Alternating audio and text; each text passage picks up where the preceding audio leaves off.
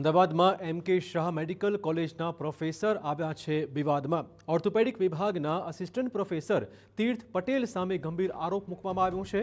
Assistant professor દ્વારા વિદ્યાર્થીઓને માનસિક ત્રાસ આપવાનો આરોપ છે। દર્દીઓ અને સ્ટાફ વચ્ચે અપશબ્દો બોલી અપમાનિત કરતા હોવાનો પણ દાવો થઈ રહ્યો છે।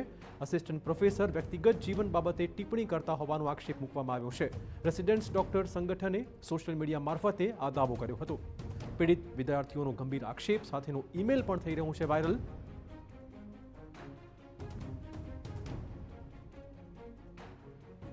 તો પ્રોફેસર દ્વારા માનસિક ત્રાસ મામલે કોલેજના ડીનનું પણ આવ્યું છે નિવેદન।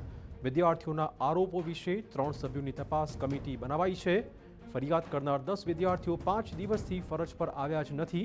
પીડિત વિદ્યાર્થીઓના વાલીઓને સમગ્ર મામલે જાણ પણ કરાઈ હોવાનો દાવો ડીને કર્યો છે। ડોક્ટર તીર્થ પટેલને તાત્કાલિક રજા પર ઉતારાયા છે। રિપોર્ટ આવ્યા બાદ વધુ તપાસ કરવામાં આવશે।